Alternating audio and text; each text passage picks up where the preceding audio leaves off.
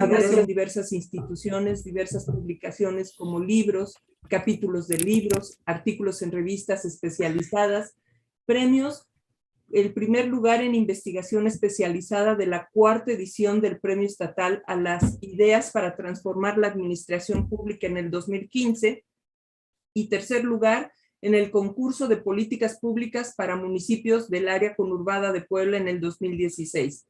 Ha sido colaborador en proyectos financiados por CONACYT, programas municipales de ordenamiento territorial en la parte socioeconómica y estudios específicos de competitividad, así como la realización de estancias de investigación en el Institut François de Ciencias y Tecnologías de Transporte a Management des Ressources, París, Francia, Pontificia Universidad Católica, Paraná, Brasil, Universidad Católica de Chile y Universidad de Chile y Universidad de Costa Rica.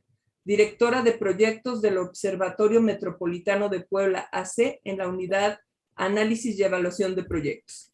Betty, un gusto que estés con nosotros y le cedo la palabra a Ale Guillén. Gracias. Nuevamente, buenos días a todos y a todos. Un gusto que estés con nosotros, Betty. El tema lo amerita, porque además, bueno, pues sabemos que este tipo de temas son parte de tu especialidad. Y bueno, pues comenzamos con esta charla, con este café ciudadano. Betty, el tema que nos ocupa hoy es la gobernanza. Qué tan real, qué tan utópica es la gobernanza, pero nos gustaría que en principio nos dijeras qué entender por gobernanza. Es así de simple como decir es los ciudadanos trabajando con el gobierno, buscando alternativas para solución de los problemas comunes o es algo más complejo. Muy buenos días a todos, Alejandro, Carmen, Neira. Me tardaría más en saludar a todas las personas que nos acompañan, pero previamente, antes de definir un poco, que ya la definieron muchos, qué es la gobernanza. Bueno, el currículum se escucha bien, ¿no? Pero es a base de esfuerzos. Y lo voy a retomar incluso con el tema de la gobernanza, ¿no? Porque eso tiene que ser un esfuerzo de la ciudadanía. En segundo lugar, retomar el tema de la Benemérita Universidad Autónoma de Puebla. Invariablemente, igual que cualquier institución educativa, igual que el trabajo que ustedes hacen, es imprescindible decir que es el más grande honor que uno puede tener, ¿no? Egresar de una universidad pública o de una universidad privada y pertenecer a una universidad de este nivel. ¿Por qué? Porque nos enseña no solo la participación ciudadana, sino la ciudadanía, ¿no? Que tiene una gran diferencia en términos conceptuales, pero también de la vida real. Tu pregunta específica, Alejandro, ¿qué es la gobernanza, no? Entonces, se define normalmente como una sociedad que gobierna a un gobierno que gobierna, ¿no? Y ahora voy a hablar de gobernabilidad. Es un gobierno que gobierna. Entonces voy a repetirlo. Gobernabilidad es el gobierno que gobierna y no son conceptos excluyentes. Y la gobernanza es una sociedad que gobierna a un gobierno que gobierna. Pero, claro, en algún momento se malinterpretó, ¿no? El hecho de que fueran excluyentes la gobernanza y la gobernabilidad, y no, son complementarios. Solamente recordemos la definición de Estado de Rousseau, ¿no? Es ceder parte de nuestras libertades para obtener justicia y seguridad.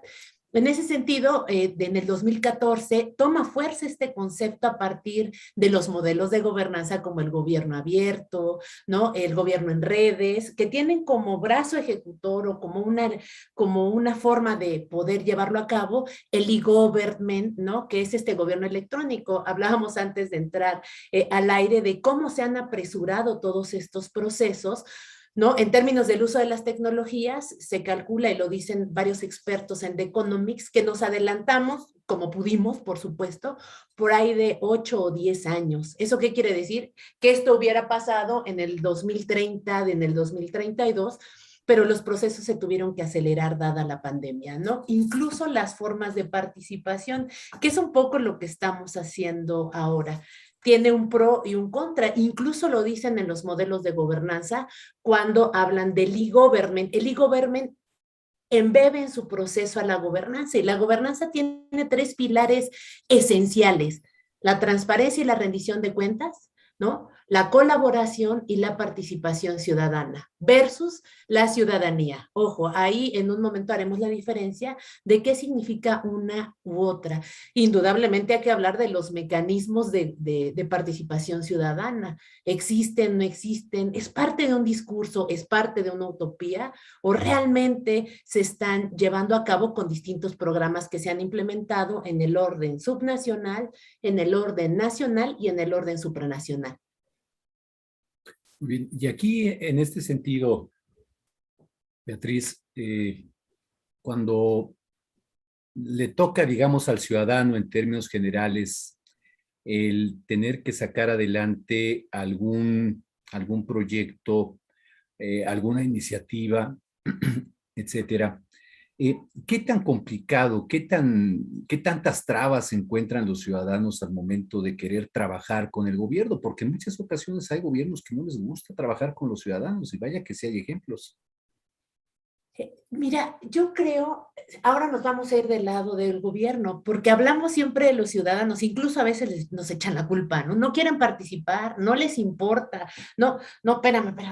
¿Y cómo lo hago, no? Incluso esta figura del presidente, el gobernador, presidente, presidenta, gobernador, gobernadora, ¿no? Utilizando el lenguaje incluyente, parecen inaccesibles, ¿no? Pero también creo que en el espacio, en el territorio hay una complejidad. Solamente hablando del estado de Puebla, 217 municipios. Y luego solo hablamos del municipio más grande, ¿no? Más de 1.600.000 personas según los datos de la Intercensal. Y luego adentro de eso hay 17 juntas auxiliares totalmente diversas, 10 tienen vocación de agrícola y tenemos que tener otra forma de comunicación y otras necesidades. Luego tienes 29 inspectorías, 30 porque la demostró que está en conflicto y tiene otras complejidades. De ahí te vas a 1.248 colonias, que cada una tendrá una complejidad en particular. La pregunta es, ¿cómo poderlos escuchar a todos simultáneamente? Y mira, ahora estoy estudiando Derecho, les estaba comentando, porque siempre creí, yo no lo sabía, ¿no? Y también es importante reconocer lo que no sabemos. Como economista, como administradora, decía, no, las leyes no me las enseñaron, ¿para qué, no?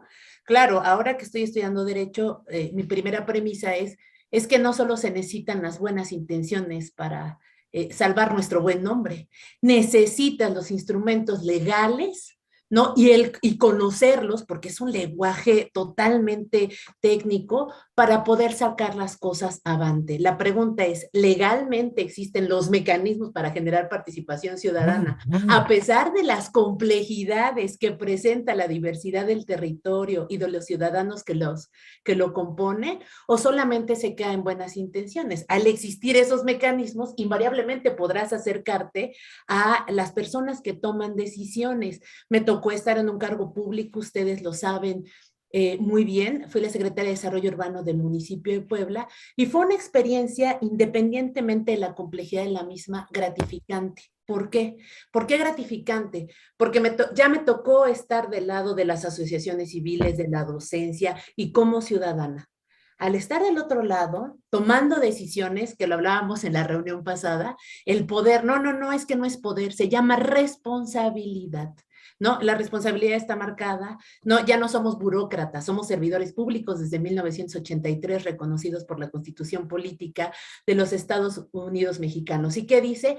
Es el más alto honor de servir a uno igual a mí, ¿no? Yo estoy sirviendo a alguien que es un ciudadano como yo, en donde yo pasaré por esas calles, en donde yo, si no doy un permiso regular, pues seguramente va a incidir en mi toma de decisiones. Si yo no ejecuto bien el presupuesto, no podré atender las demandas. Es decir, me parece que es muy complicado porque uno quiere dar esa atención, pero aunque no lo quieras creer, y yo no milito en ningún partido, han heredado hay tantos rezagos en términos de las herencias, de las necesidades de los ciudadanos.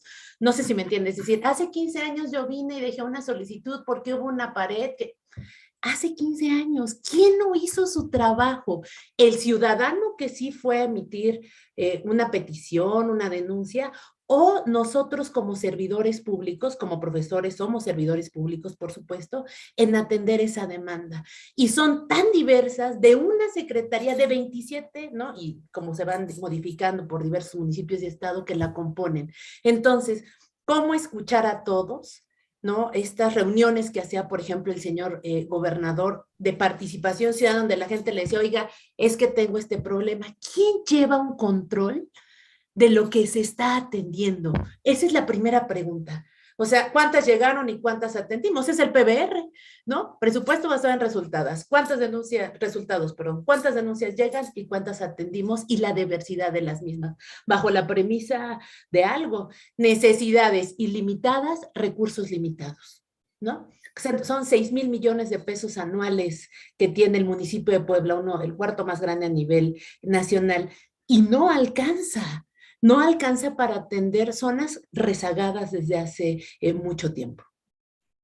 Sí, por supuesto, y ahí el problema que tenemos como país, como estado, los municipios, el problema de la saturación de demandas, que en efecto son muchas y los recursos en efecto son escasos, ciertamente, aunque los recursos que hay, pues de pronto se van a otros fines, a otros lados, que y no se cumple con la finalidad que el Estado en su conjunto tiene, ¿no? El Estado con mayúscula.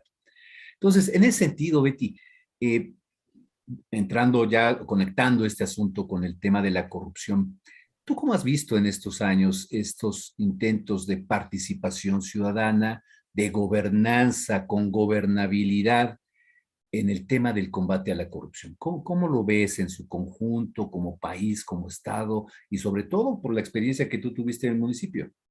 Mira, el tema retomando el tema de la gobernanza, ustedes saben que existieron, voy a empezar de nivel supranacional y voy a ir bajando a nivel subnacional para que se entienda el contexto. Ustedes muy bien saben que existieron los objetivos del milenio, ¿no? Son estos 31 objetivos que se tenían que cumplir al 2010: pobreza, educación, salud, ¿no? Bueno, no se cumplieron y no lo logramos, que es el orden supranacional. ¿Por qué? Por diversas razones. Se crean los objetivos del desarrollo sostenible, estos 17 objetivos que los voy a decir relativamente de memoria, ¿no? Hambre cero, acceso a la educación, acceso a la salud. El 16 es paz y el 17 es gobernanza. Es decir, ONU Habitat reconoce a la gobernanza como el mecanismo para poder lograr todos los objetivos anteriores. Esto baja invariablemente a nivel nacional y diversos planes nacionales, estatales y municipales de desarrollo están alineados a estos objetivos del desarrollo. Nada que no sepamos, ¿no? Incluso tiene que ver con nuestros derechos sociales, no nuestros derechos humanos, que son 30, sino nuestros derechos sociales, que son 6: educación, salud, acceso a los servicios básicos de la vivienda, seguridad social, indudablemente el ingreso. Entonces, ahí ya tienes todo un marco conceptual y aspiracional de poder lograrlo al 2030, y no solo México, diversos países. Luego me voy a nivel nacional. Efectivamente, el gran parteaguas es en el 2014.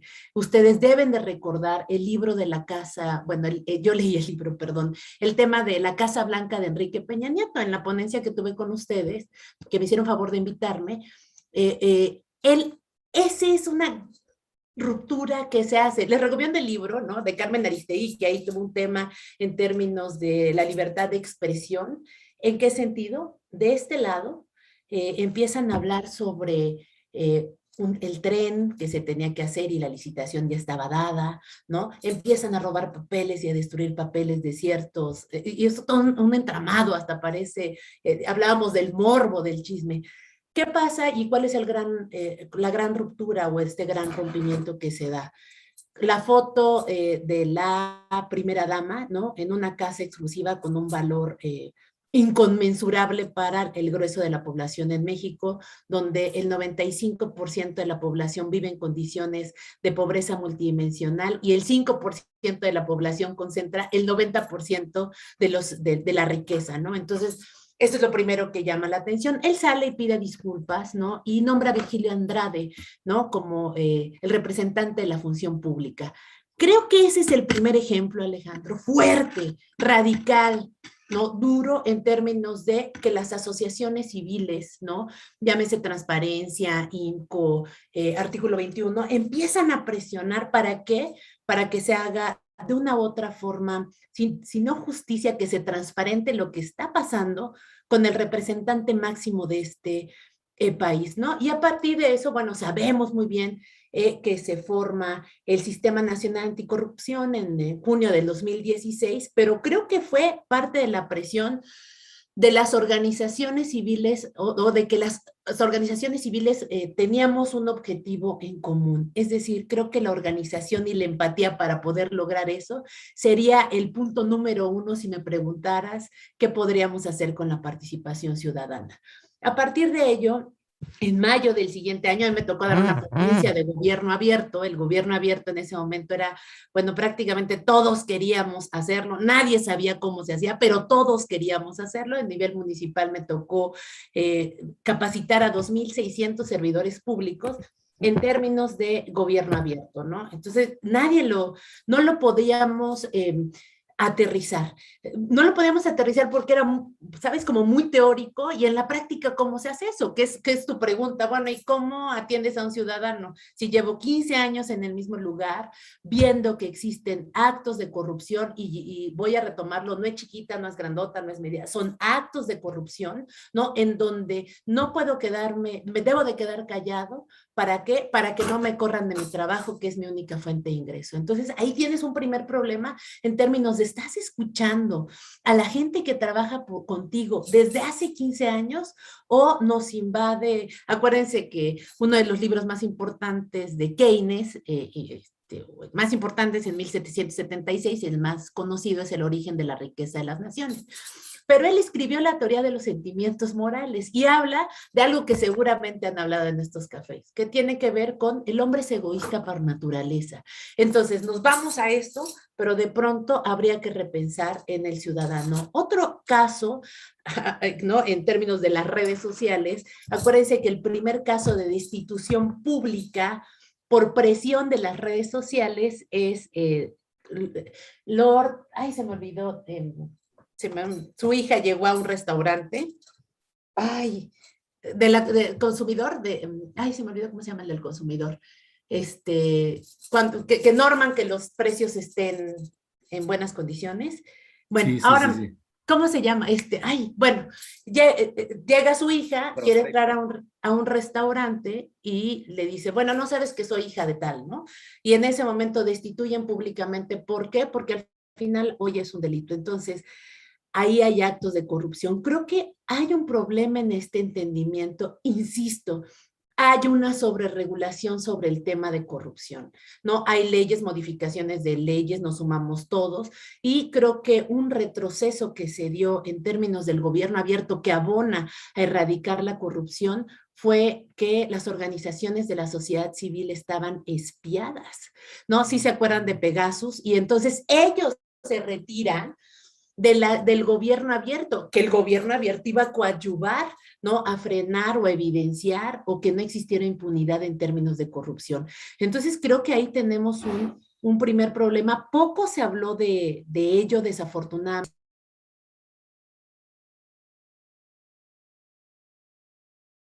A nivel estatal y a nivel municipal en general, bueno, sabemos que existen mediciones, el mismo INEGI nos da datos sobre ellos, pero ¿qué tan real es esto? Yo les pregunto a mis alumnos y se los pregunto a ustedes, ¿qué es más costoso, la burocracia o la corrupción? ¿No? Porque si hay un equivalente, ustedes lo conocen, lo hace el World Economic Forum, ¿no? Lo hacen centros especializados en términos del sector privado, ¿no? Lo hace el Banco Mundial. Y en su mayoría me dicen, la corrupción cuesta más en este país. Y les digo, ojo, en un promedio la corrupción cuesta el 10% del Producto Interno Bruto. Y la burocracia, ¿no? Que es este estado gordo, robusto, pesado, ¿no? ¿No? Que tanto ha sido criticado, por eso se habla ahora del lean government, del gobierno esbelto, mucho más eficiente. Dicen, bueno, tenemos este Estado gordo, robusto y pesado, ¿cómo podemos tratar o hacerlo como mucho más eficiente o cómo podemos comunicarnos mejor con otros? Pues existen, creo, estos mecanismos para poder lograrlo, pero la sociedad tiene otro tipo de preocupaciones, abonando a los problemas públicos. Y a nivel subnacional, ¿no?, que me tocó vivir en el municipio de Puebla, efectivamente lo dicen los datos, no solo lo digo yo, el INEGI dice que las secretarías con altos niveles de corrupción son las que realizan trámites o tienen gestión de cara a la ciudadanía. El gobierno municipal, de manera natural, tiene esta cercanía a la ciudadanía. Es la Cuando primera hablo instancia de burocracia, gobierno con la que se topa. claro, pero cuando hablo de burocracia, que somos todos los que formamos parte de ello, cuesta aproximadamente el 15% del Producto Interno Bruto. Ojo, cuesta más la burocracia que la corrupción. Grosso modo, indudablemente hay que revisar todas estas metodologías de cómo se están midiendo. Y seguramente conocen muy bien lo que hace el TEC de Monterrey, de Incorruptibles. También me ha tocado dar pláticas con ellos. Y este ejercicio, llegas y te hacen una encuesta y te dicen, ¿te pasaste un alto? Sí. ¿Te pelaste de tránsito? Sí, ¿no? Entonces, bueno, entonces, ¿eres corrupto? No.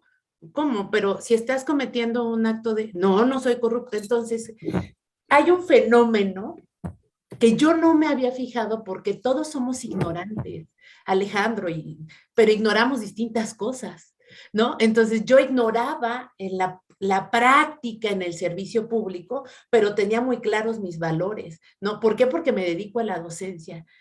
Todos los días, en cualquier nivel de gobierno, incluso en otros países, escuchamos. Es un corrupto, se robó, todos. Es como, yo se los dije, incluso fui al Sistema Estatal Anticorrupción, me invitaron también a una plática como moderadora, ya siendo secretaria de Desarrollo Urbano. Pero 2 meses antes me habían invitado como investigadora de la UAP.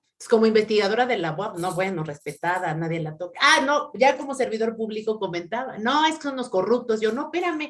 O sea, pues si uno no cambia en 2 meses, ¿no? O sea, uno no es corrupto en 2 meses solamente porque es servidor público. Creo que el servicio público está desprestigiado, Alejandro. Yo sigo creyendo, a pesar de todo, y teniendo mucha fe de que hay gente muy valiosa, incluso me tocó trabajar con ellos, gente extraordinaria y valiosa, que hacen el ejercicio del servicio público como vocación. Desafortunadamente, estar en estos puestos te llevan, ¿no?, incluso mediáticamente lo comentábamos, a que seas desprestigiado, ¿no? A mí me tocó pasar por esa situación complicada en términos de la forma en la que se hacen las cosas, que me ha dejado grandes aprendizajes. Cuando a mí me destituyen públicamente, yo no sabía que me habían, a mí nadie me avisó que ya no iba a trabajar en el gobierno municipal, me entero por las redes sociales, pues para mí es una sorpresa. Después, nunca más tuve acercamiento en ese momento, con las personas, llámese la presidenta municipal o los coordinadores, su gente cercana, y me dicen, mándanos tu renuncia. Yo, sin mayor problema. Alejandro, te lo digo honestamente, no sabía qué estaba pasando. Es más, ni siquiera sabía que era una destitución pública. Te los digo honestamente. Una asociación civil. Si yo voy a decirle a alguien, ya no vas a trabajar conmigo de manera profesional, ética, voy y te comento, ya no quiero que trabajes conmigo. Bueno, yo me enteré por las redes sociales, Alejandro.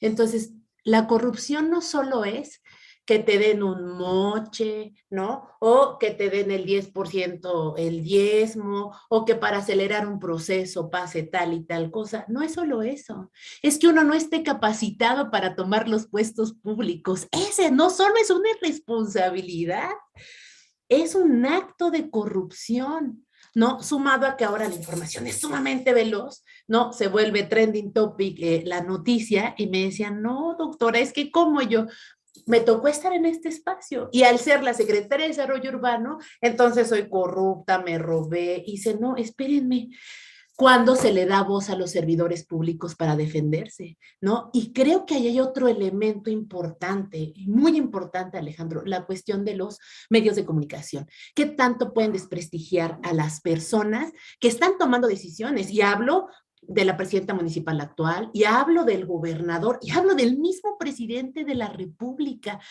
Todos los días vemos notas de desprestigio a su persona, no a lo profesional, no a las decisiones que tomaron, sino a su entorno. Y creo que eso, Alejandro, valdría la pena detenernos. Si hoy me preguntas cuántas denuncias tengo en términos de corrupción, de que se me acusó directamente de actos de corrupción, yo te diría 0.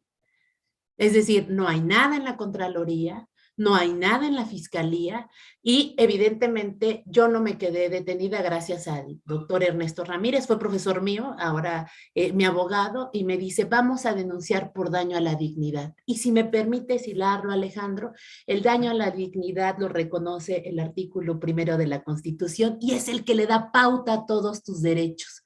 ¿Por qué? Si me lo permites, Alejandro, tengo 38 años, ¿no? Tengo a mi familia, yo no tengo hijos, no estoy casada, pero tengo un padre, una madre, mis hermanos, mis alumnos. ¿Cómo te pueden desprestigiar? Porque creo que me falta la mitad de mi vida. Eso te toca en términos personales. Y en términos de qué estoy haciendo, salir adelante, seguir dando pláticas. Y ahora sí, Alejandro, ya nadie me va a contar qué es el servicio público. Ya nadie me va a decir, híjole, es que ser secretario es lo máximo. No, señores, tienen que estar capacitados para tomar ese tipo de puestos de alto rango, pero de alta responsabilidad. El día que se entienda eso, Alejandro, el día que se entienda eso, creo que las cosas van a poder cambiar.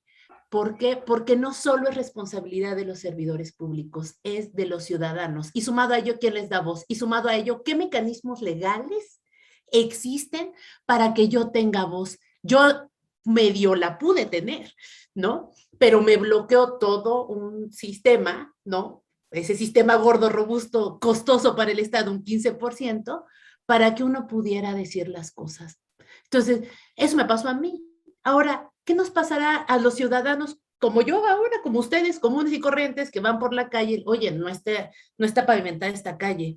¿Qué pasó con los recursos de esto que estás haciendo? Oye, eso, ¿qué pasó cuando pusiste este semáforo que no correspondía? Oye, ¿dónde está el presupuesto encaminado para tal? Entonces, me parece que es una historia compleja al estar o al tener en esta ambivalencia como investigadora y como servidora pública en funciones en su momento.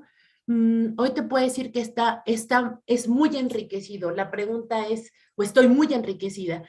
La pregunta es, ¿qué puedo cambiar yo para que las cosas sean diferentes?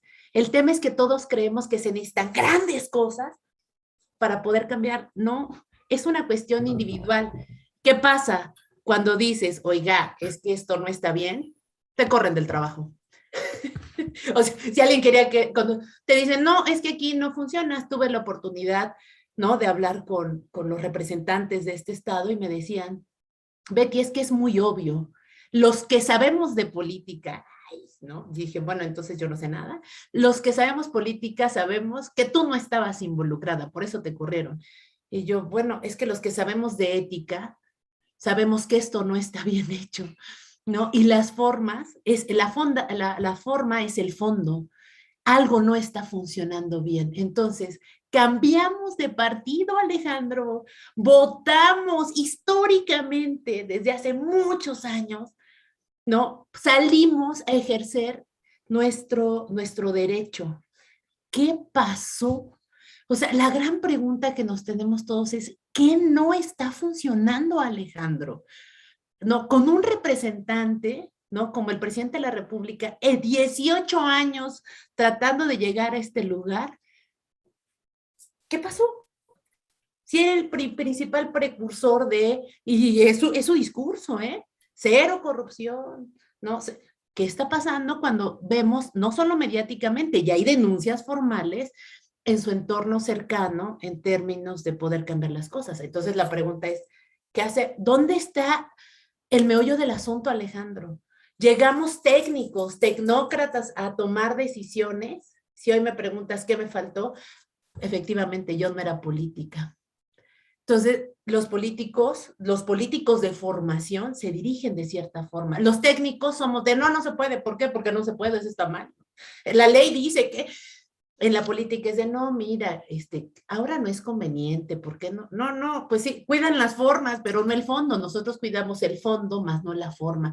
Y pues habría que repensar quiénes están tomando las decisiones, Alejandro, porque no todo es responsabilidad de la ciudadanía. Gran parte sí de cambiar las cosas de ras de suelo, de denunciar. Por eso te decía que si bien está la participación ciudadana, está la ciudadanía, Alejandro.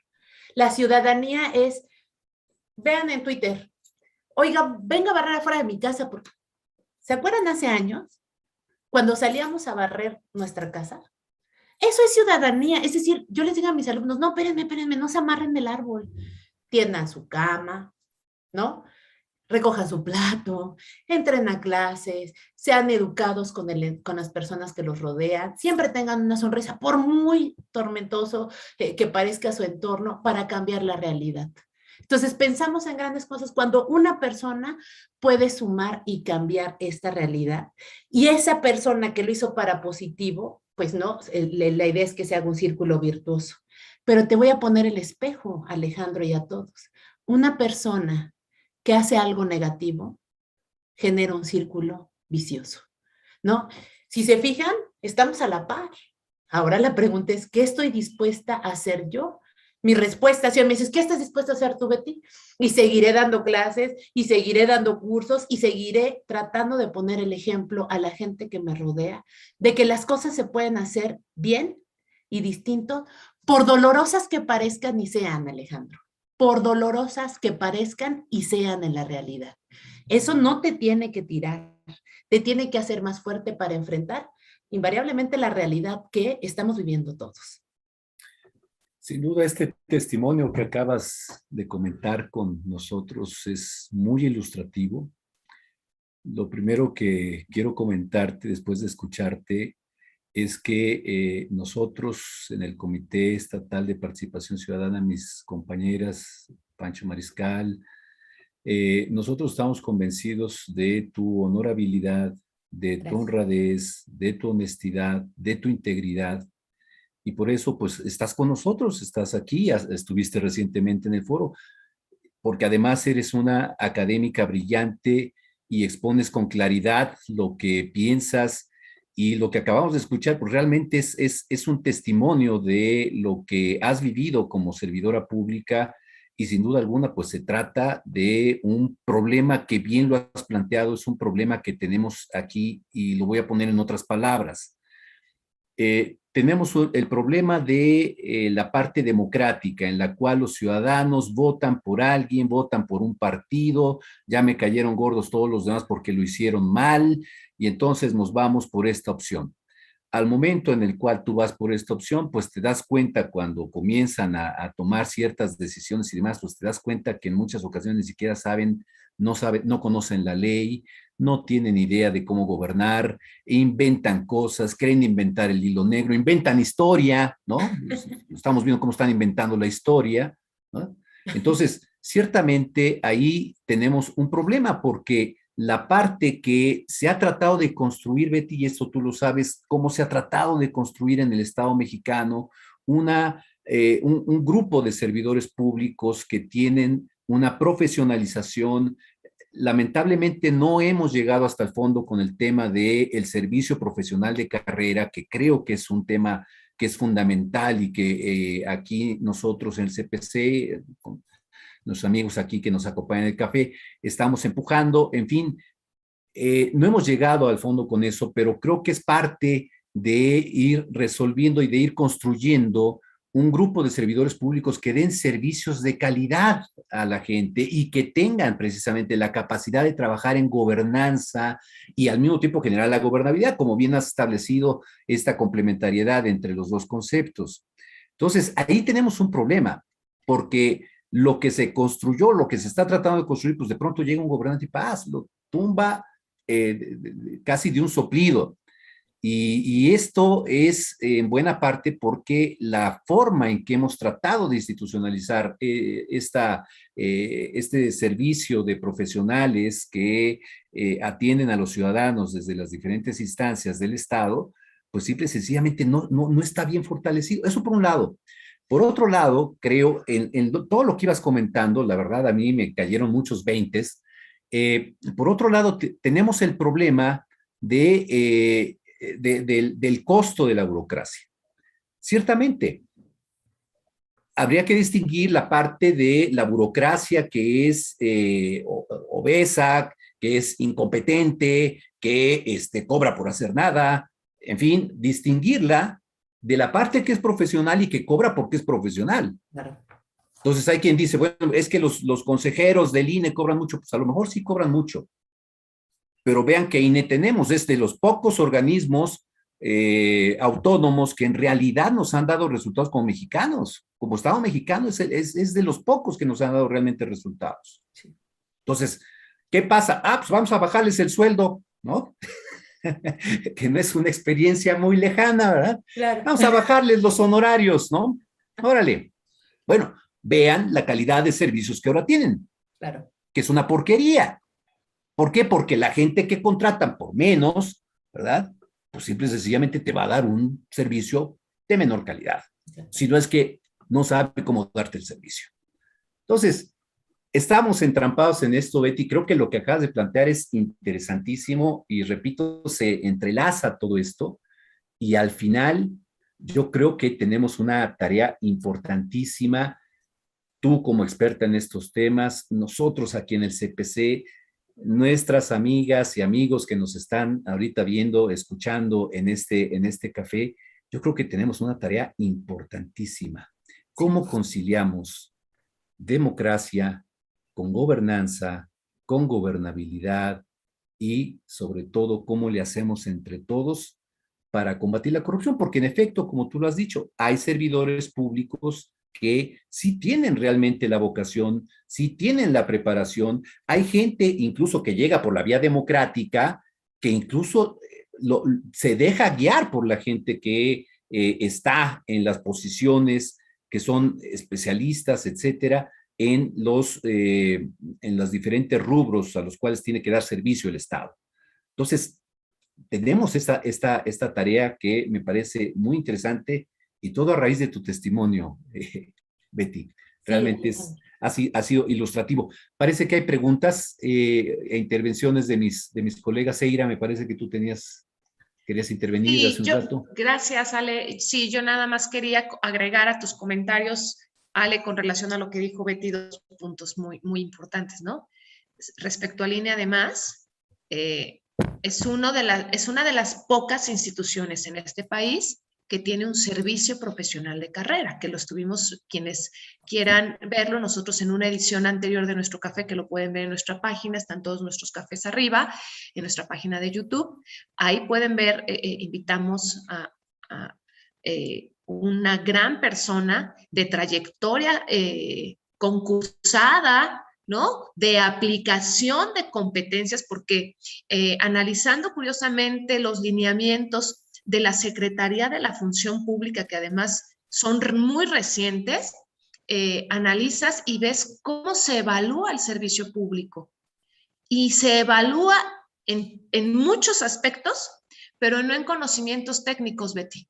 Okay. Y entonces ahí viene otro gran problema muy marcado, que es que el servidor público no sabe y en consecuencia no puede decirle no a su jefe. Ese es un gran problema que tienen los servidores públicos, aprender a decir no. Esa simple, sencilla, no. ¿Y por qué? Porque para empezar el ingreso, es una cadena grande de errores. El ingreso, ¿no? Sí. Entonces, el conocimiento técnico especializado, el dominio. Dos, los valores del servidor público, que hoy se habla, ¿no? De estos códigos de ética que se han implementado. pero ¿de qué sirve que me digas no procede un trámite con toda tu amabilidad si en realidad estás contradiciendo la propia norma jurídica? ¿No? Porque tan un sí es responsabilidad como un no, como negar o aceptar un trámite, un servicio, darle sentido, es responsabilidad, como atinadamente lo dices, Betty.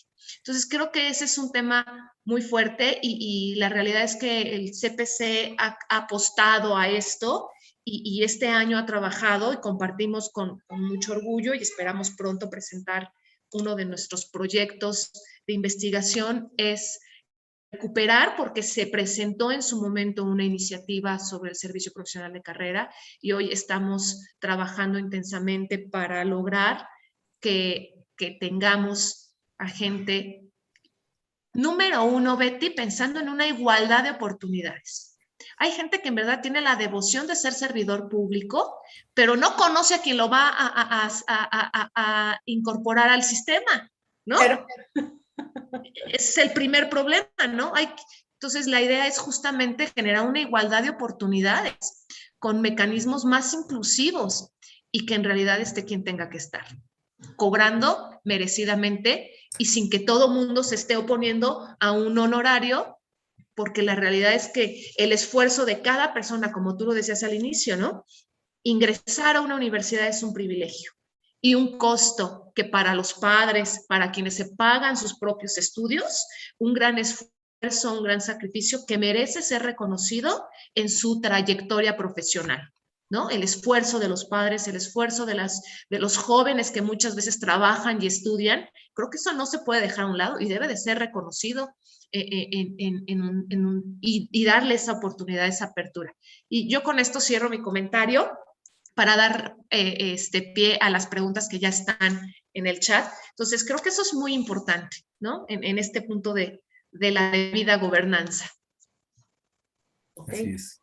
Betty, ¿tienes algún comentario antes de pasar a preguntas? Sí, antes de pasar a las preguntas, bueno, primero es efectivamente lo que no se mide no se puede comparar, ¿no? Y parte de este instrumento de servicio civil de carrera, digo, es un caso de éxito, incluso el INE es una construcción ciudadana, es decir, eso es participación ciudadana organizada, ¿sale? Digo, porque también podemos participar de manera ciudadana de otras formas, ¿no? Pero luego, lo 3 es el tema de utopía o realidad, ¿no? Se escucha muy padre el título, pero no es algo que yo pueda contestar, es algo que tenemos que contestar todos.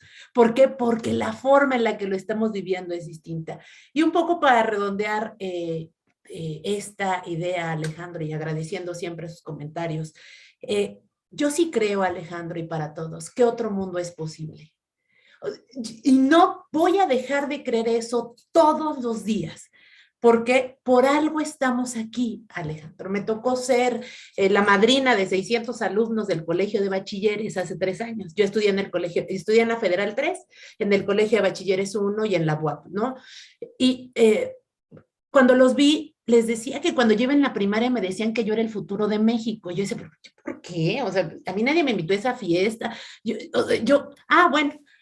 Después, cuando llego, 17 años después, a ser la madrina de estos 600 jóvenes, les dije, efectivamente, era el futuro de México. Ahí donde están ustedes, yo estuve. Hoy estoy de este lado y efectivamente me toca cambiar con este granito esta realidad. Es todo, Alejandro. Excelente, excelente, Betty. Muchas gracias. Muchas gracias. Pues vamos a pasar a las preguntas. Aquí tenemos la primera pregunta de Omar Luna. ¿Cómo poder luchar contra un sistema gubernamental lleno de vicios y de ideas fuera de la ética? Bueno, mío, fui su directora de tesis en la maestría, ahora es mi alumna en el doctorado, entonces ya hemos platicado mucho de estos temas. ¿Cómo poder luchar con un sistema gubernamental lleno de vicios? Yo creo que lo hemos platicado en todo este momento. Somos todos. Dejemos de echarle la culpa a los de arriba. También nosotros tenemos esa responsabilidad. La impunidad va de la mano con la corrupción. Si nosotros no alzamos la voz de manera organizada, será imposible, ¿no?, que podamos detener estos vicios. La tarea es titánica, Omar, ¿no? Son vicios que se vienen arrastrando desde hace 70, 80 y más años, por supuesto, pero los que vivimos ya con este contexto actual. Entonces, creo que sería alzar la voz, insisto, de manera organizada. Y dos, predicar con el ejemplo, Omar. Es muy fácil criticar, pero de ahí, ¿qué estamos haciendo nosotros? Es otra de las preguntas que dejo sobre la mesa. Entonces, es un trabajo cotidiano. No creo que tenga que ver con una cuestión regulatoria. Está regulado, ¿no? Incluso nos dicen cómo deben de ser los servidores públicos. Actuar con ética, responsabilidad, transparencia y pobres. Así debemos actuar todos los ciudadanos, no solo los servidores públicos. Gracias, Omar, por estar aquí. Ale, Eira, adelante, Eira. Gracias, Betty. Tenemos comentarios en Facebook que me voy a permitir compartirlos, algunos. Sí. Doctora Betty, de parte de Juan Carlos Silverio Ramírez. Doctora Betty, mi más grande admiración para usted como maestra y como persona. Estoy muy de acuerdo con la participación de cada individuo en hacer acciones positivas, ya que eso es lo que demuestra la verdadera intención de un cambio. Debemos de dejar de hacer a un lado el mismo discurso del cambio y comenzar a hacer verdaderas acciones.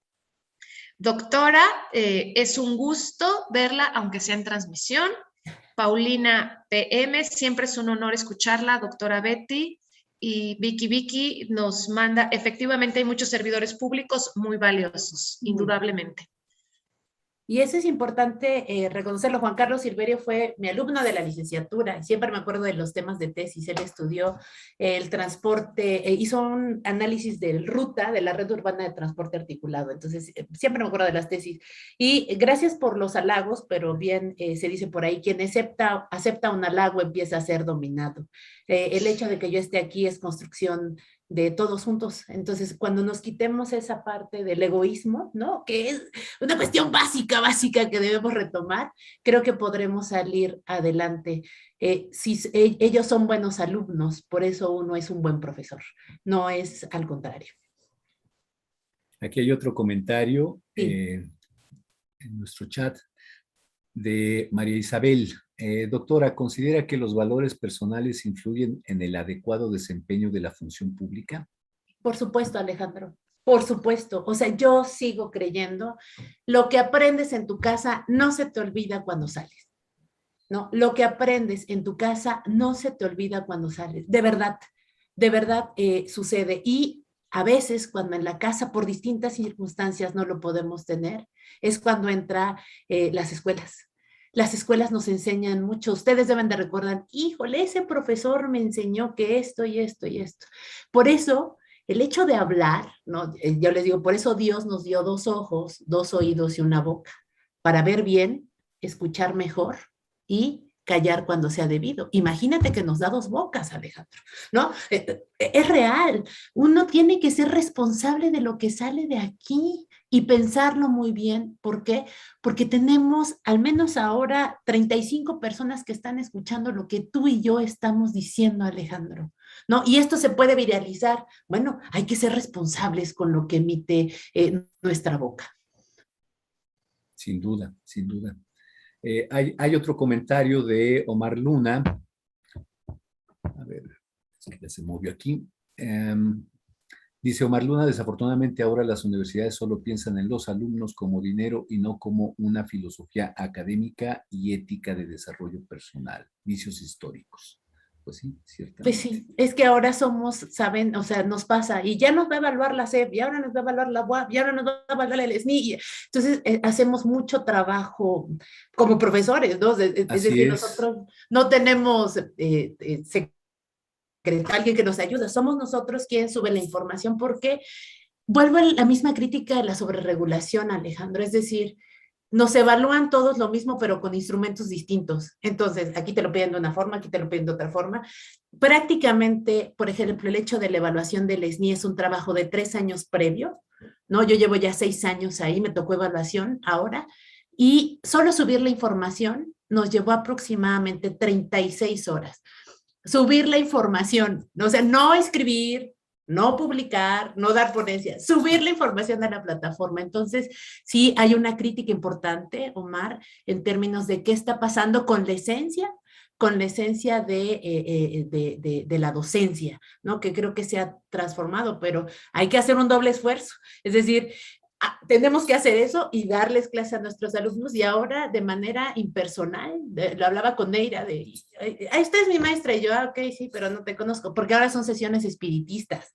Están ahí, me están escuchando, nadie te contesta porque no pueden abrir sus cámaras en términos de protección de datos, de la protección de su intimidad, que también creo que ya está desdibujada, lo público y lo privado. Ustedes están en mi casa ahora, que es su casa, por supuesto, ¿no? Y yo estoy en sus espacios. ¿Por qué? Porque la pandemia evidenció muchas cosas, Alejandro. Y quien haya cometido actos de corrupción en un tema tan delicado como el que estamos viviendo, en donde se han afectado a tantas personas y otras tantas han perdido no solo la vida, sino sus fuentes de empleo, creo que eso, si me preguntan de los valores, ¿dónde queda la conciencia, Alejandro? Uno no puede vivir tranquilo si no hace las cosas bien. Sin duda, sin duda. Oye, Betty, ya haremos un café especial para académicos, vida, pasión y drama de la vida de los académicos y su relación con la burocracia. Sí. Vaya que hay muchas cosas que decir al respecto y se te va la vida llenando formatitos. Eso es una realidad. Y ya en el espacio que te queda de tiempo, pues ahí medio lo dedicas a armar tus clases, a investigar, a leer, ¿no?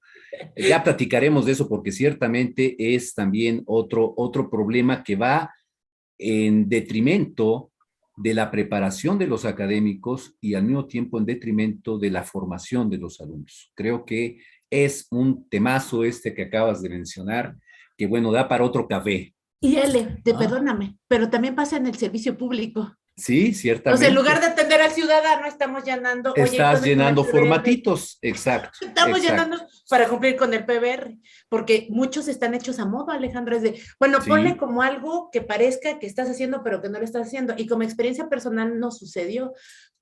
Con el profesionalismo, cuando entramos, programamos un PBR, que tú lo leías, Alejandro, el de la secretaría, y decías, ¿y cómo lo van a hacer? Bueno, me regañaron, que por qué puse metas tan altas. Y yo, pues, porque así debe de ser, ¿no? O sea, ese es el deber ser. Bueno, fue todo un tema y lo logramos. ¿Sí me entiendes? O sea, no pusimos metas a modo, las pusimos hechas concienzudamente para atender a la ciudadanía. También estos mecanismos pues nos sirven para aligerar un poco el paso en otros momentos. Pasa lo mismo en la docencia y pasa lo mismo en el servicio público. Cuando dejemos de llenar formatitis, pues seguramente podremos atender como con éxito, ¿no? O con mayor eficiencia a los que están requiriendo nuestros servicios. O capacitarlos. Capacitarlos, ¿no? No, esto es bastante complicado. No sé si hay otros comentarios aquí de Alejandro Picasso. Doctora, buenos días. ¿Tiene alguna referencia de país en donde el modelo de gobernanza ya tenga resultados exitosos? La gobernanza sí, también se mide. Insisto, el modelo más conocido y exitoso fue gobierno abierto. En el 2014 México se vuelve el país presidente de la Alianza de Gobierno Abierto, en donde tiene que predicar con la transparencia, la rendición de cuentas, la colaboración, pero ¿qué creen? Desaparecieron los 43 normalistas, un tema que sigue sin resolverse. El ojo del huracán, ¿no? Todo el mundo estaba viendo a México cuando tendría que haber predicado con esta alianza del gobierno abierto y sus principios. Eran 64 países inscritos. En América Latina, Brasil está haciendo un esfuerzo, Chile es uno de los más importantes, pero en términos de comparación, recordemos que México es un país de más de 120 millones de personas, Brasil son 350 millones de personas, Chile, tengo la fortuna de conocer todos estos países, Chile son aproximadamente 6 millones de personas, ¿no? Pero ellos tienen otra historia que los ha llevado a esta realidad verdad cuando hablamos incluso de Pinochet.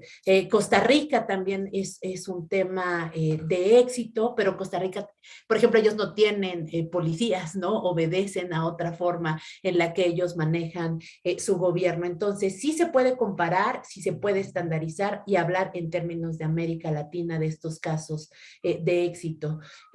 A nivel mundial, ¿no? Pues evidentemente los países que ya conocemos sobresalientes, Dinamarca, ¿no? Pues todos quisiéramos estar por allá, pero tiene otro contexto. Ellos pagan aproximadamente el 70% de sus impuestos, pero todo es de calidad, ¿no? Aquí pagamos el 30% del ISR, el 16% del IVA, el IEPS que varía dependiendo, ¿no? De la cantidad de grados de alcohol y cigarro que se tiene, más los que tenemos perros, más el transporte foráneo. Entonces, la gran respuesta es, ¿por qué es tan importante ser transparente y en términos de poder abonar a la gobernanza? Porque son recursos de nosotros. Es decir, esos recursos que está administrando el servidor público no son de ellos, nos corresponde a todos nosotros y la planeación debe ser equitativa, ¿no? Entonces yo no puedo llegar a la casa de Alejandro y robarle su salario, pues se va a enojar, ¿no? Bueno, pues nosotros deberíamos estar igual de molestos cuando hacen un mal uso de esos recursos públicos. Creo que ahí radica el meollo de todo, Alejandro, en el uso de los recursos públicos, que son los recursos de los ciudadanos que trabajamos formal y algunos de manera informal, que también abonan a poder contribuir a la atención de estas necesidades. Hay muchos casos, sí, pero siempre es importante analizar el contexto. ¿Por qué? Porque los contextos son diferentes por países. Siempre he creído que este país va a cambiar, Betty, en el momento en el que todos los ciudadanos, no solamente los que pagan impuestos, sino todos, va a cambiar este país en el momento en el cual todos tengan conciencia de que los recursos que gasta el Estado son recursos que aportamos las personas que pagamos impuestos. Es increíble, Alejandro. Porque mucha gente cree que el dinero viene como maná, ¿no? Del cielo. Y el gobierno nada más lo recoge. Ale, Viene del esfuerzo de la gente, ¿no? ahí va siempre, no es un discurso, es algo en lo que yo creo. Yo estoy muy agradecida con la sociedad en general, Alejandro, muy, muy agradecida. Si no hubiera sido, porque hace más de, ¿cuántos años tengo? 38. Pues más de 30 años, la gente ha pagado sus impuestos, yo no estaría aquí. Es decir, yo no hubiera podido estudiar la primaria o la secundaria o la preparatoria o la licenciatura.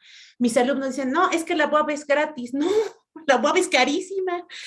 O sea, la UAP, la OCDE lo dice, y por ahí está Isabel, que es una experta, la doctora Isabel es una experta en el tema de educación. Es aproximadamente lo que eroga, ¿no? Para cada uno de los alumnos de la UAP son 64,000 pesos. Es decir, somos una de las universidades más caras a nivel nacional.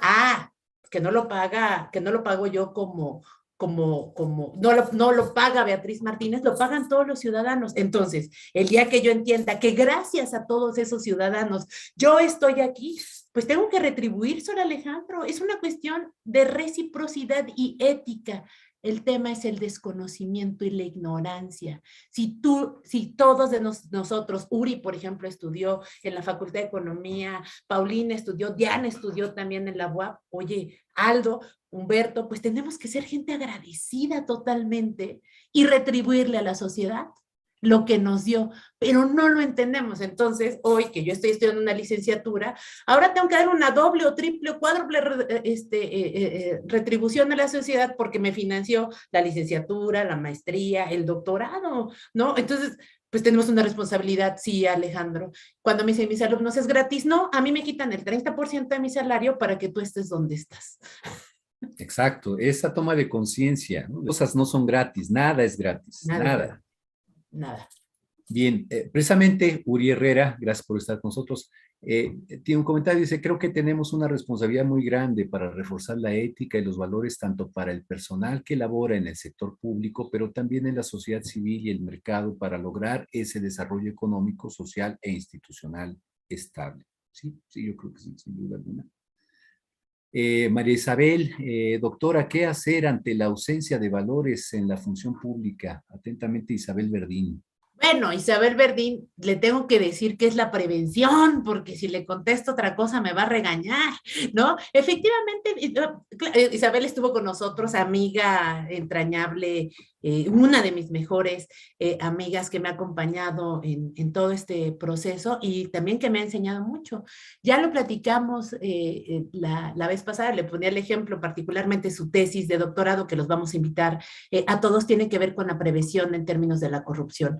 Y un doctor que forma parte del sínodo nos decía, bueno, ¿y por qué no hacemos auditorías preventivas? No, o sea, la auditoría preventiva es una sobreregulación a lo que se tiene que hacer. Sí, efectivamente, la cuestión preventiva tiene que ver con los valores. Isabel ponía ejemplos de la vida cotidiana en ese momento que dio esta ponencia para los que no estuvieron. Y, por supuesto, van en relación a lo que yo decía de, a ver, ¿qué estoy haciendo? Si me paso el alto está mal. Si le digo una grosería al de un lado está mal, si no recojo mi basura está mal, es decir, una conciencia de nuestro accionar cotidiano personal. Eso va a generar un círculo virtuoso. Es simple, Alejandro, y contestándole a Isabel, solo hay que hacer lo que nos corresponde, ¿sabes? O sea, no hay que hacer ni mucho ni poco, solo debemos hacer lo que nos corresponde. Si los 34 que estamos aquí hiciéramos lo que nos corresponde, de verdad que podríamos vivir en armonía, donde esté el desajuste, que algunos hacen poco y otros tantos hacen mucho, ¿no? Gracias, Isabel. Muy bien. Humberto Aarón Cisneros dice, doctora, ¿cómo garantizar la protección de los servidores públicos que quieran denunciar actos de corrupción cuando son súper vulnerables a despidos? Sí, pues yo soy la primera despedida, ¿no? O sea, cuando denuncias cosas. Entonces, ¿cómo? Ahí, digo, parte de lo que les decía, o sea, no conocemos la ley, Alejandro. O sea, no, Humberto, ¿sabes? Es decir, todo el mundo habla de la Constitución, de la ley orgánica, ¿no? De todas las leyes que tiene el Sistema Nacional Anticorrupción, del sistema estatal, los comités de participación, pero creo que no conocemos la ley. Efectivamente, hablando de este sistema que está de raíz podrido ahora, ¿no? Pero que se puede recomponer, también tendría que ser de raíz. Me parece que existen, dicen, mecanismos para poder denunciar los actos de corrupción, ¿no? Pero ¿de qué nivel? Lo dice bien María Amparo Casar. Los actos de corrupción que se castigan siempre son los de los servidores de más bajo nivel, no los de alto nivel. Entonces, eso es impunidad. Creo que es conocer la norma para poder garantizar esa protección de los servidores públicos. Bastante complicado. Por eso hay veces que dicen, mejor no digo absolutamente nada. Caemos en la impunidad, parte del círculo vicioso en términos de la corrupción. Gracias, Humberto, alumno mío también de la licenciatura de Economía. Su tesis habla del centro histórico, para que, no, también no me sé los nombres, pero me sé las tesis. Excelente, excelente. Muy bien, no sé si haya algún comentario de parte de la gente que nos acompaña en otras redes. Seira, ¿hay algún otro comentario? No, para regresar con el CPC. ¿No? ¿No hay comentarios? ¿Algún comentario, Carmen, Pancho? Gracias, Ale. Pues Betty, tú tocaste un tema que a mí me gusta mucho, que es el tema de gobierno abierto. Sí. Y te referiste a él y hablaste muy claro de que en México no se ha podido implementar. Tristemente, se ha simulado la implementación de un secretariado técnico en el gobierno del Estado, no reconocido por el INAI. ¿Qué opciones o qué propuestas le harías tú a los presidentes municipales que están ahorita por ingresar para implementar un primer saque de gobierno abierto desde su entrega-recepción? Mira, ¿qué propuesta les haría? Bueno, más bien, primero voy a ponerlos en contexto para que se entienda el gobierno abierto y es una cuestión muy rápida. Teníamos el Estado liberal, el Estado interventor y el Estado neoliberal, ¿no? Esto camina de la mano con la modernización de la administración pública. llegamos, bueno, en algún punto en los años 60 a la nueva gestión pública. La nueva gestión pública, ustedes lo saben bien, es tomar prácticas de la administración privada para poder eficientar los recursos, pero en este caso los recursos públicos. Si ustedes tienen una empresa, pues seguramente no les gusta perder, les gusta tener ganancias. Bueno, se trata de plantear esto, incluso se habla de la gerencia pública. De ahí pasamos a la gobernanza. No solo el gobierno abierto es gobernanza, está la gobernanza democrática, el gobierno en redes y el gobierno abierto, que echa mano de las tecnologías administrativas. ¿Qué son las tecnologías administrativas? Las políticas públicas, la gerencia pública y la gerencia social, ¿no? De ahí hablemos de las políticas públicas, de las políticas gubernamentales y las políticas de Estado, con 3 actores centrales. Estos actores son el Estado, la población y el mercado. Cuando hay una crisis, cuando intentan que el mercado se haga cargo prácticamente de satisfacer las necesidades. Si me preguntas, ¿qué puedo sugerir a los gobiernos municipales actualmente? Es que, lo decía bien Alejandro, no hay mucho que sugerir, ¿sabes? Todo está hecho. Es decir, en términos de la entrega-recepción, está normado. Tantos apartados que se tiene que hacer, ojo, y abonando al tema que decía Humberto, los entrantes y los salientes tienen la responsabilidad de entregar la información, ¿no? Y los entrantes tendrán la responsabilidad de hacer las denuncias correspondientes a los malos procesos administrativos normados. Hay políticas públicas. La política pública, existe el marco teórico de la política pública, pero hay que hacer una precisión. Las políticas públicas son las que son de abajo para arriba. Ejemplo, el presupuesto participativo. Las políticas de Estado son las de largo plazo, como las políticas en torno a la pobreza, ¿no? Cuando hablamos de oportunidades, progresa, prospera y hoy los programas del bienestar. Y las políticas gubernamentales son las que vienen de arriba hacia abajo. ¿Se hacen? ¿Por qué se hacen? Lo que pasó con la pandemia es una política gubernamental. Nadie te preguntó, a nadie le importó. Se tomaron las decisiones de arriba hacia abajo. Entonces, eso es importante entenderlo. ¿Qué tendríamos que proponerle en torno al gobierno abierto? Ya no más capacitación, práctica, ¿no? Incluso un lugar específico de gobierno abierto. Pero si me dices participación, la tiene que ejercer el gobierno municipal. Colaboración, la está haciendo el gobierno municipal entrante, se está sentando con los distintos actores de la sociedad. Transparencia y rendición de cuentas. Ustedes deben de saberlo bien, el 6º constitucional, pero no es lo mismo la transparencia y la rendición de cuentas. Yo puedo poner la información ahí. La gente, la ciudadanía no la consulta. La Plataforma Nacional de Transparencia es extraordinaria. Es más, si ustedes googlean mi nombre, mejor no, se van a dar cuenta, la línea es transparente, Carmen, es increíble. Saben cuánto gano, dónde trabajo, qué tengo, ¿sabes? Te vulnera como individuo a pesar de ser servidor público. Eso es la transparencia, pero ¿qué es la rendición de cuentas, Carmen? Entonces, ¿dónde abonaría yo y se lo propondría?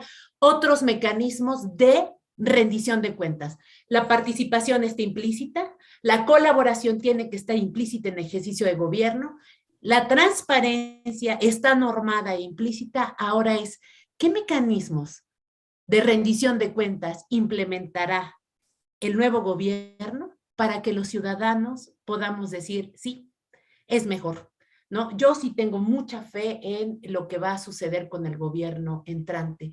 Tiene extraordinarias áreas o puntos de oportunidad. ¿Por qué? Pues porque muchas cosas no se hicieron bien si lo evaluamos como ciudadanos. Algo no está funcionando, no funcionó en estos años de gobierno y él ya lo tiene detectado. Entonces ya lo decía Alejandro, no es borrar todo lo que hicieron, no. Yo me sentaría y le diría, ¿qué nos faltó hacer y qué hiciste? ¿Y a qué se le tiene que dar éxito? No es otra cuestión. Diana trabajó también en la Secretaría de Desarrollo Urbano y tienen cuestiones extraordinarias que implementamos para el campo, Carmen, ¿no? En donde se le dio voz, por ejemplo, y eso nadie habla, se le dio voz a las distintas zonas con áreas protegidas, llegaron recursos a nivel nacional, fuimos el único municipio en alzar la mano en la Secretaría de Desarrollo Urbano. Esos deben de seguir y seguramente hay cosas muy buenas. Insisto en lo que decía Alejandro, no es borrar y volver a empezar, es que tengo y abonar a que las cosas se hagan mucho mejor. Esa sería la propuesta para el gobierno entrante. La participación está implícita, la colaboración está implícita y la está ejerciendo el nuevo, el presidente municipal entrante y o electo, pero los mecanismos de rendición de cuentas tendrán que ser mucho más eficientes para que la ciudadanía pueda evaluar el ejercicio de gobierno. Gracias, Betty. Aquí es importante también la participación ciudadana, la colaboración ciudadana, que el ciudadano esté pendiente y haga uso de estas herramientas, como tú decías, la plataforma de transparencia, el acceso a la información, que revise el plan municipal y el plan estatal de desarrollo que están proponiendo para sus gobiernos y que haga propuestas para que también desde la ciudadanía se propongan soluciones. Y creo que ese ejercicio puede venir desde las instituciones educativas, con las tesis, con las investigaciones que se están haciendo, esa retribución que tú hablabas de los jóvenes estudiantes ahorita en las universidades, no solo en las públicas, en las privadas, porque aunque te cuesta, estás regresando en proyectos, en acciones, en propuestas, el esfuerzo de tus padres para que ellos puedan tener una vida mejor y para que tu familia también pueda tener una vida mejor cuando la formes y para que tú ahorita puedas salir a las calles libremente. Entonces, ese tema de la participación ciudadana, necesitamos motivarnos como personas a Carmen, participar en esos espacios abiertos que ya tenemos. Carmen, todas las propuestas, y tomen nota para los que no, para los que quieran reforzar esto, todas las propuestas, ¿no? Y parte de lo que ustedes pudieran hacer con el nuevo presidente, con el presidente municipal entrante, es esta nueva racionalidad, en términos de que el Estado no debe ni puede hacerlo todo. Mira, debe de hacerse lo técnicamente posible, lo económicamente viable, lo socialmente aceptable, lo políticamente capitalizable y sobre todo lo jurídicamente permisible. Las propuestas deben tener estos 5 puntos de manera específica, sean de orden que proponga el gobierno o lo que estén haciendo cada uno de los estudiantes y los que están en las organizaciones de la sociedad civil. Y me parece un punto muy importante, de verdad que voy a repetir, es lo técnicamente posible, lo económicamente viable, lo socialmente aceptable, lo políticamente capitalizable y lo jurídicamente permisible. Todas las premisas que se hagan deben de tener estos 5 puntos. Gracias, Betty. Sí. Muy buena síntesis, esos. Yo sí tomé nota, ¿eh? Ah, bueno. Ya los apunté. ¿Cómo lo estamos transmitiendo en Facebook? Bien, te mandan saludos Betty, Gilberto Navarro, saludos a la doctora Betty, a mi amiga y maestra Isabel Aguilar, también le mandan saludos, y a la estimada abogada Eira Sago, atentamente Gilberto Navarro. Bueno, Gilberto, su tema de tesis es un tema súper interesante, también es mi alumno, es que los invité a todos. Él está hablando de la violencia política de género digital, es un tema pionero, ojalá también ahí, Carmen, invítenlo, es una persona también extraordinaria. Omar está hablando, Omar, recuérdame por favor el concepto que es muy complicado, es, como los chapulines, pero no le queremos decir chapulines, es el transfugismo. Él está haciendo una crítica de lo que está pasando, y ustedes lo conocen mejor que yo, de ciertos personajes que van de partido en partido. Entonces, ahí, Carmen, cuando quieras, son alumnos del doctorado en Administración Pública y también están mis alumnos en el doctorado en Economía Política del Desarrollo. Son 20 en total, que pudieran hablarte de temas muy específicos, ¿no? Que tiene que ver con la administración pública, pero también tiene que ver con las propuestas que están haciendo. Entonces, Carmen, sería también un ejercicio de participación ciudadana. Ustedes le están dando voz a los estudiantes, ¿no? Que están haciendo cosas en pro de su estado, de su municipio, de la nación. Muy bien. Pancho, ¿tienes algún comentario ya para ir cerrando nuestro café?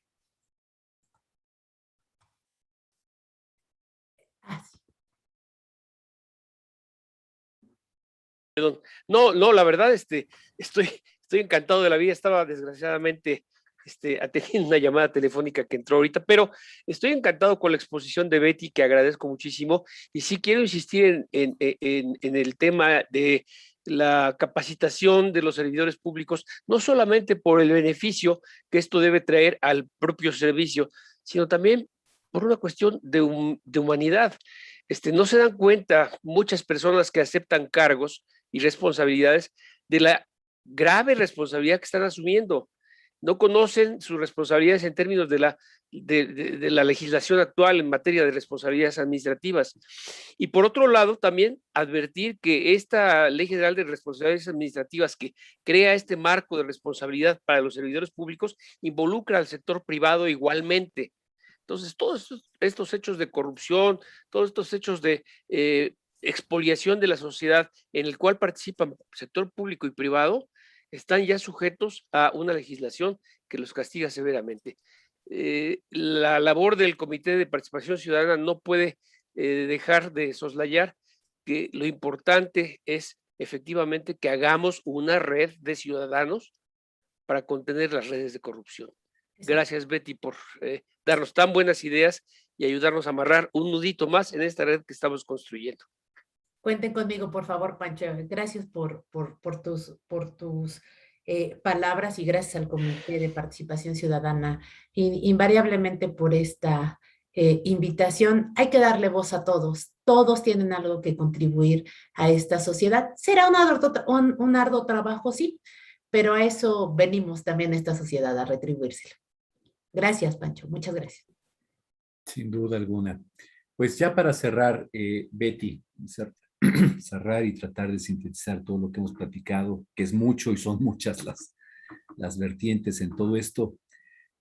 Pero finalmente, me quedo con la idea de que la gobernanza, si bien no es utopía, tampoco es un asunto que resulte sencillo y depende mucho de la voluntad de los ciudadanos, el esfuerzo de los ciudadanos de estar duro y dale, ¿no? Con sus temas, porque eso es lo que ha permitido avanzar en lo que se refiere a pues la misma gobernanza, lo poquito que hay de gobernanza en el país. Entonces, creo que ahí es una tarea fundamental.